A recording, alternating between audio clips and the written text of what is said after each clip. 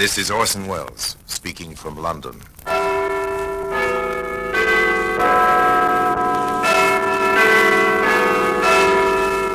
Black Museum, Scotland Yard's Museum of Murder.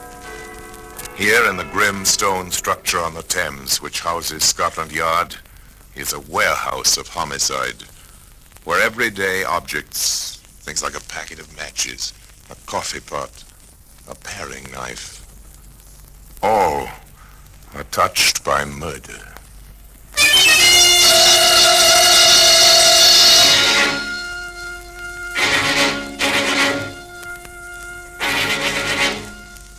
Now here is a pint bottle labeled meat juice. Perhaps you've seen one of these. Your grandmother certainly saw one. In fact, when you were a child, you may have been fed meat juice for the iron and strength it contained from just such a small glass bottle. Yet here it is, in the midst of all the other relics of death. Well, Inspector, what do you think? Mr. Hammond, we did our best. The little bit of white sediment at the bottom of the bottle, see it there still? You know what that is? Yes, arsenic, and to me at least, the means of murdering my brother.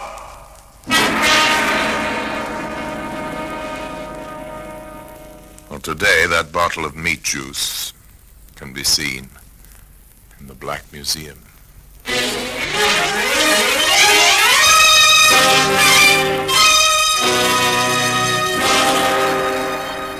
From the annals of the Criminal Investigation Department of the London Police, we bring you the dramatic stories of the crimes recorded by the objects in Scotland Yard's Gallery of Death, the Black Museum. In just a moment, you will hear The Black Museum, starring Orson Welles.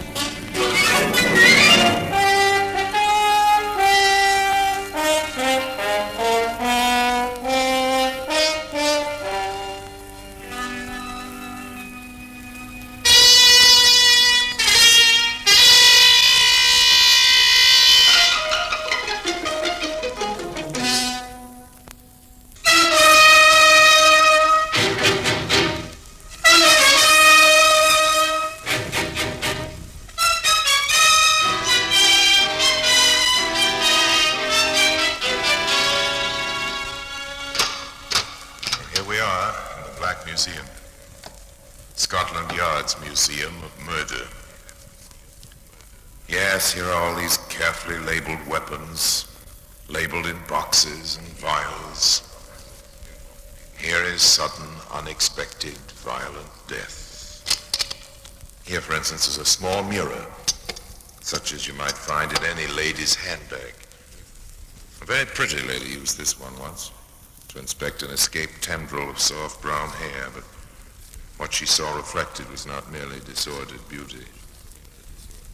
She saw murder strike. Ah, yes, here it is, the bottle labeled meat juice. Obsolete, archaic type of writing on this label, replete with flourishes and shading. No prosaic typing, handwritten by an expert penman. Then this was only natural in the 1890s, when this bottle became the focus of an odd, even a very disturbing situation. Of course, on the surface, the Hammond family, Liverpool, England, 1892, displayed no evil. All was happiness on the surface. Shall we drink to the great event, shall we? Of course, dear. Oh, forgive me, Bob. What event? There you have it, my dear. My own brother doesn't remember our wedding anniversary. Your anniversary, old man? Which one? Our 8th, Arthur. 8 years of happiness. Not to mention 6 years of our son. And Arthur, you forgot. Perhaps because I wasn't at the wedding. That's right. Robert met me and we were engaged in America. But we were married here at my aunt's home. Exactly, while I was in America myself. Well, with all that straightened out, shall we toast the occasion? After all, how many times is A pleasant family gathering on a pleasant family occasion. Nothing evil on the surface. Of course, undercurrents do show themselves occasionally. Almost 3 o'clock. The time I took my medicine. Yes, dear. Which one is it this time? The liquid or the tablets? I took the liquid at 2. That means the tablets now, dear. Oh, you have no idea, Arthur, what it means at my age to be tied to medicine bottles. How Ruth stands me, I really don't know. You're a hypochondriac, Robert. Let's face the truth. No laughing matter. These sedatives, well, I learned all about them when I was in America last. One contains arsenic, the other has strychnine in it. Oh, now you are joking. I'm not, in very small quantities, but poison nevertheless. Here are your tablets and the water, dear. Thank you. Thank you for everything, Ruth. It's not easy, I know, for a girl to be married to a man twice her age. Don't be ridiculous, Robert. I'm very happy. And so would you be if you let yourself. Honestly, Arthur, sometimes I think your brother is super... Do you detect the undercurrents? The constant harping by a 50-year-old husband on the fact that his wife is not yet 30? All the evil is there, deep down, underground, but it's there. One would hardly say it came to the surface in an incident such as this. Oh. Writing someone, my dear? Just a note to the Plaza Hotel in London. The Plaza, London. There. I had word this morning. Aunt Rose is very ill, and there's no one to stay with her. You've been out all day, so I've written to reserve rooms to save time before I told you. Yes, of course. You ought to go. Dottie can watch over David, I suppose. Dottie is a jewel among servants, dear. Of course she can. Excellent. I saw Dr. Hubert today, my dear. He's not at all satisfied with my condition. However, we shall see. He's given me another... Evil to him who evil thinks. Perhaps. Still, the greeting between aunt and niece at the Plaza Hotel in London was something to think about. Darling. Darling. Oh, my darling. It's been so long. Too long, my beloved, too long. But now, my sweet, 3 whole days together. 3 glorious days. Oh, John. An interesting aunt, wouldn't you say, particularly when the young wife is half her husband's age?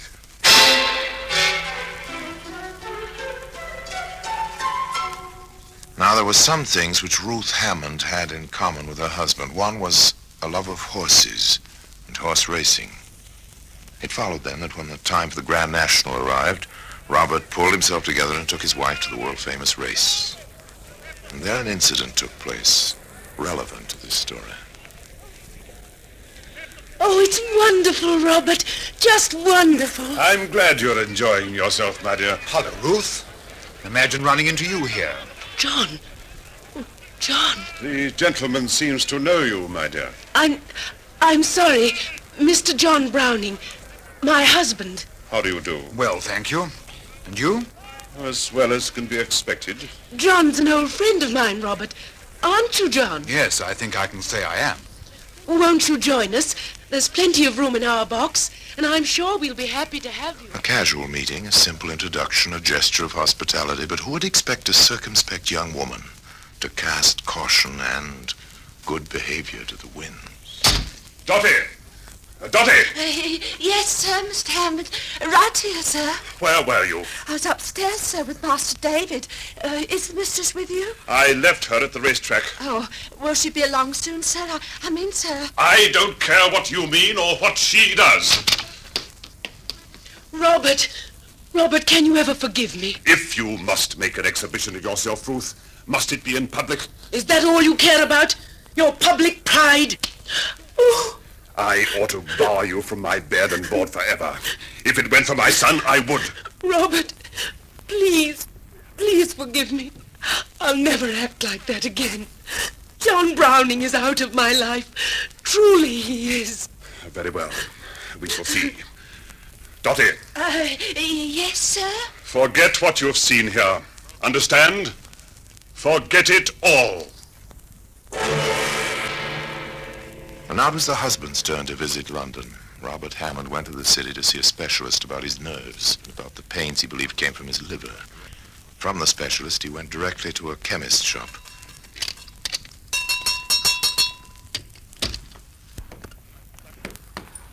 I'd like this prescription filled, please. Very good, sir. Thank you, sir. Can you make it up quickly? Let me see, sir. Yes. Yes, I can, sir, but you'll have to sign a receipt for this preparation. It contains strychnine, sir. The wife, too, was visiting a chemist. A chemist in Liverpool. Anything else, ma'am? No, I think that completes the list. Oh, no, I'd almost forgotten. Fly papers. You do have fly papers, don't you? Yes, ma'am. Any particular brand? No, but I prefer the strongest you have. I hate to see anything linger longer than necessary.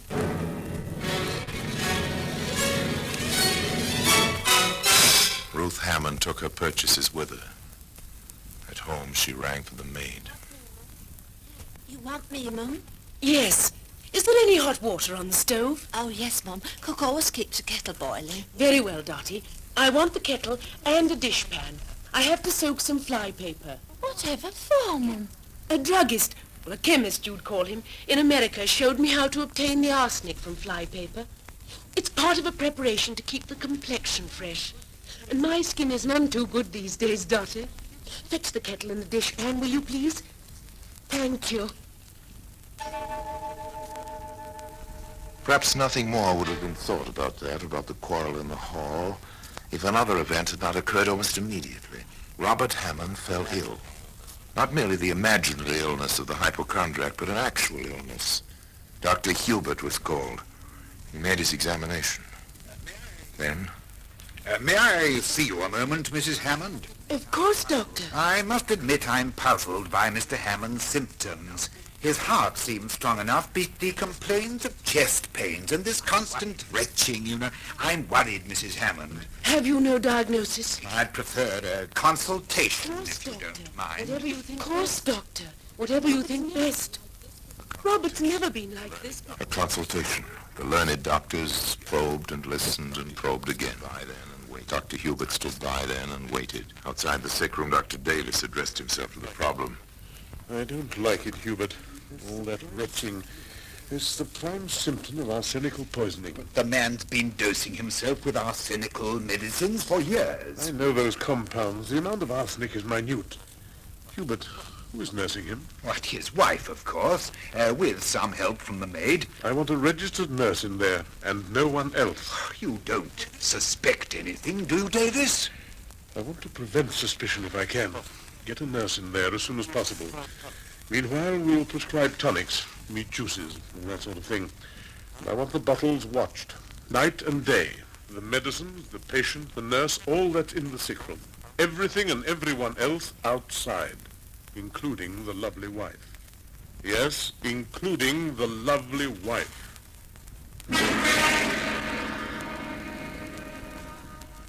And today, the bottle of meat juice can be seen in the Black Museum.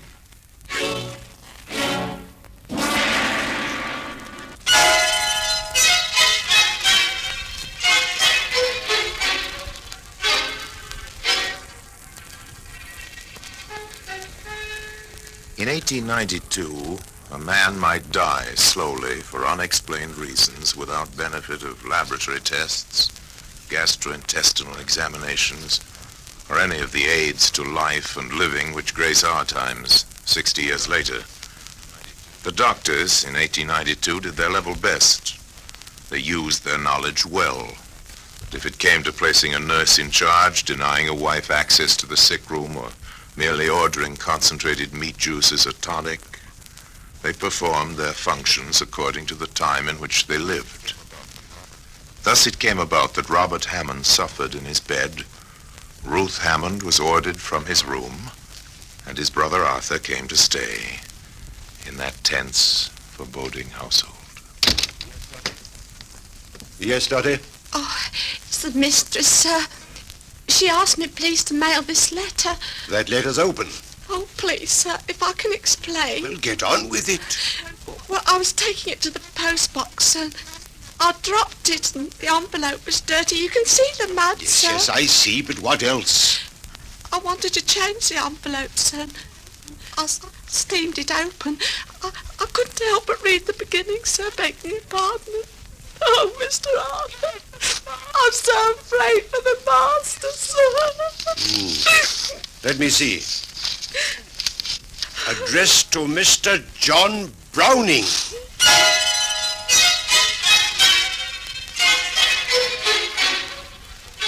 Is it necessary to add more? To report the contents of that poor, indiscreet love letter? I doubt it. The letter read and then put away. Arthur Hammond strode to his brother's room, called the nurse aside. I want you to keep special watch, very special watch, nurse, and under no circumstances permit Mrs. Hammond anywhere near these medicines. Very well, sir. But even a nurse must rest. And for an hour off each day, this nurse was replaced by Dottie, the Hammond's maid. Oh, Mrs. Hammond. Oh, the doctor says you're not to come in here. Please don't be ridiculous, Dottie. Is that you, Ruthie? Please come here. Of course, my dear. Have they been keeping you away from me? Oh, please, Mum. Are these all your medicines, Robert? Yes, dear. Most of them are filthy tasting. Poor Robert. Oh, ma'am, you're not supposed to touch This meat juice can't be bad, Robert. It certainly smells good, like good rare steak. I wouldn't mind taking it myself. But all these other pills and things... Wouldn't you mind taking it yourself, Mrs. Hammond? I wonder now. Then I'm not alone in that. Brother Arthur wondered, too. And he worried. Particularly when he found you alone in the pantry, washing medicine bottles. Hi, Ruth. Washing bottles? Isn't that Dottie's work? This at least I can do for my husband, even though I'm not allowed to see him. But you did see him yesterday. And if I did, who has a better right? I'm not speaking of rights, Ruth. I'm speaking of wrongs. If you have something of which you wish to accuse me, why don't you? I may. You see, I had the meat juice you handled yesterday analyzed. I see. You did? It contained arsenic. And you insinuate I put it there? I do. I did put something in that bottle. Robert asked me to. Some powder he had in a small box. He told me it always gave him relief, and the doctors had forbidden it. I see. They forbade it. Well, my dear sister-in-law, we shall see what we shall see. They saw soon enough. 24 hours later, a weeping Dottie told Brother Arthur. Oh, the master's dead, sir. Just a moment ago. So quick it came. Oh, no time to call anybody, not even you, sir. Dr. Hubert stated. I personally will not certify this death until there has been a post-mortem by Dr. Davis. And Dr. Davis reported. Death was due to aggravated inflammation of the internal organs. The body contains something less than half a grain of arsenic. I recommend an immediate investigation by the police. Enter Inspector Adams of the CID.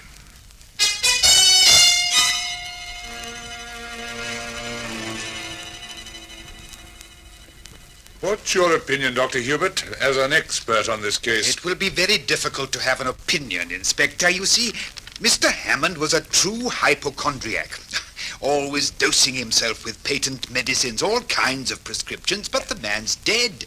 And added to the difficulty is that there seems no really natural cause for his passing. Thank you, Doctor. Not at all, Inspector. Anything I can do to help. From the doctor's office, the inspector made his way to the house of mourning. There his first object of inquiry was Arthur Hammond. So you are suspicious of the cause of death? Wouldn't you be, Inspector? I need more facts in my possession. There are such things as libel laws, sir, and charges of false arrest. Perhaps you'll be interested in this, Inspector. And what is it? A letter written by the widow to her London paramour and discovered quite by accident. Thank you. Anything else, Mr. Hammond, which you think might be of There were several things which Brother Arthur brought to the attention of the inspector, and these, in turn, brought Dottie into the presence of the man from the yard. Now, there's no need to be frightened, girl. What's all this about your mistress and a bottle of meat juice? I saw her, sir. I saw her slip something in the bottle. I kept the bottle. Here it is, sir. Did anyone else touch this bottle besides Mrs. Hammond? Only nurse, sir. She guarded the medicines proper, she did. Much better than I could. I see. Then you are prepared to swear that no one touched the bottle before or after Mrs. Hammond except the nurse? Yes, sir, I am. Oh, swear, sir? You mean in a trial like, Inspector? Yes, my girl. Or hadn't you thought of it before the police came in? The questioning completed for the moment, Inspector Adams gave his instructions. Sergeant, I want the Hammond house searched from top to bottom. Here's the warrant. Get to work. The sergeant took a crew and did go to work. Every nook and cranny of the old house was seen to. Closet walls were sounded in search of secret panels. Hearthstones were pried loose. Even the coal bin was emptied. Sergeant Hall reported back to the inspector. Here it is, sir. Arsenic. All over the place. It followed that the next morning. I have a warrant for your arrest, Mrs. Hammond. The charge is willful murder. It was a celebrated trial. The courtroom in Liverpool was packed with the curious, the cruel, and the very, very few who found some sympathy in their feelings. The newspapers enjoyed their traditional field day with the lurid, scandalous details of the story. The really pertinent details of the case were few, however, simple and contradictory. Arsenic was found in the possession of the prisoner. She did not deny it was hers. Dr. Davis testified concerning the post-mortem. I found a little less than half a grain of arsenic in the body. Yes, Doctor, but would you say that this poison was the cause of death? I would. And then the contradictions set in. Asked the same question, Dr. Hubert replied. No, I would not say so, and certainly not in the case of this patient. Ah, and why not? Mr. Hammond had accustomed himself over the years to taking arsenic in small quantities. He was used to it. The prosecution countered this with the Liverpool chemist who Mrs. Hammond had visited while her husband was in London. She came in that morning with a list. The flypaper was not on the list. The chemist had no idea what Ruth Hammond had wanted with the flypaper. However, Dottie did. Yes, sir. She boiled the arsenic out of the flypaper. Boiled it out? Whatever for? She said to make something for her complexion. She told me she'd heard about it in America, sir. And did you, Dottie, ever see her use such a preparation? No, sir. I never did. And the defense? Well, in 1892, the accused did not testify in self-defense. The accused was permitted, however, to make a statement under oath. My Lord Justice, with your permission, my lord, 3 things. I did soak the flypapers for the arsenic they contained. I made a cosmetic preparation from it, which I learned about from Dr. Henry Maysfield in Brooklyn, New York, when I lived there. I did put powder into my husband's medicine. He asked me to.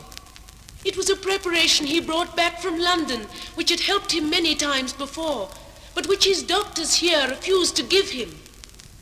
Finally, my lord, I wish to state that for the sake of our son, for David's sake, my husband and I had a complete reconciliation, and on the day before his death, I made a full confession of the terrible wrong I had done him.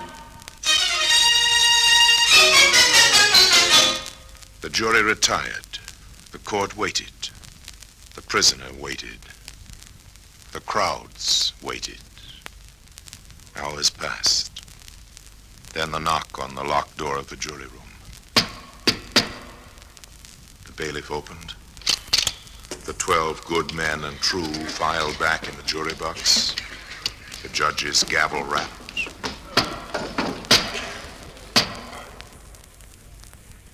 The clerk asked the foreman to rise and face the prisoner. He intoned the traditional question. Gentlemen of the jury, have you reached a verdict? We have. And what is your verdict? We find the prisoner guilty of premeditated murder. And today, the bottle of meat juice, the decisive clue in this case, is still to be found in the Black Museum.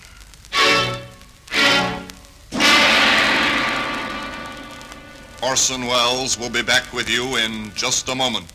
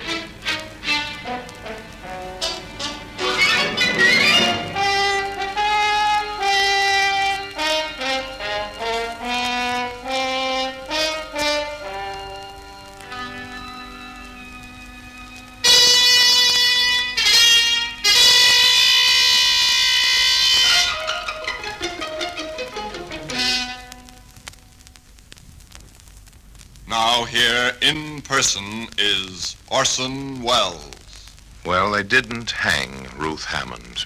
No, despite the fact that public sentiment was so much against her at the start of the trial, it changed quite drastically once she had been sentenced to hanging.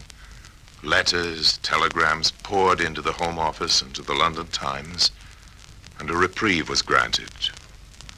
And after many long years in prison, Ruth Hammond was released. She returned to America to die there, forever silent about the crime for which she had been punished. The judge himself, when asked concerning her guilt or innocence, replied only, "I never did express an opinion." And now, until next time, till we meet here in the Black Museum for another story, I remain, as always, obediently yours.